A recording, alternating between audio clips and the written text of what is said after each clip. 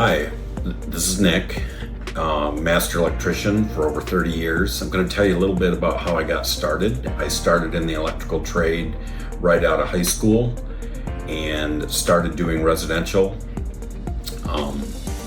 houses. Some of the houses I worked on smaller than 1,000 square feet. The largest home I've ever worked on was over 38,000 square feet with a guest house of 28,000 square feet. So yes, huge. Really, they were small commercial buildings, heated floors, all climate controlled, very sophisticated lighting, automated lighting systems, and just the best of everything. You're probably watching this channel because you're a do-it-yourselfer. So we are going to take opportunity over the next couple days or two. I'm going to start out with a small garage and we'll walk through the planning of that, and then so how do you size your circuits, how do you size the service, and then I'm doing a larger pole barn excuse me, and then I also have some other projects that we'll throw in just as examples. Pool wiring, which I would recommend using a professional for that, because it is water and electricity do not mix real well, and it's very, very important that that be done correctly in order to protect the life of you and your loved ones. So again, I've been an electrician for over 30 years, and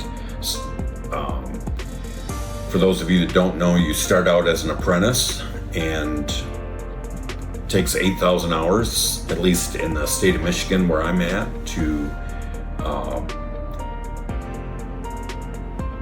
after 8,000 hours of working under another master electrician, those hours are documented, sent into the state, and then you take a state exam, get your journeyman's license, and then another 2,000 hours after that, which is approximately 1 year of 40-hour weeks. Give or take, you cannot count your vacation weeks.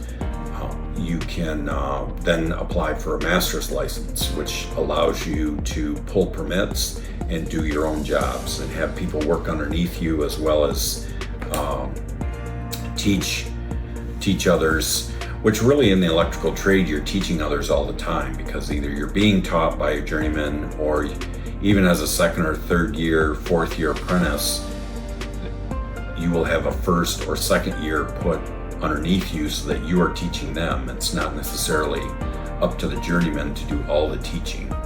So if you like to teach people, work with your hands, it really is a great trade. Started, one of the things that you need to remember as an electrician is that it's a long game career. The pay isn't very good when you first start out. Later in my career, I was making well into the six figures. So it's a great career. I have 2 children and my wife, and we live in a beautiful home. I'm currently in my office, and it's a little messy in the back, but it's real life. So we're not perfect, and as I share different things, especially code, that's going to be as of the recording of the video.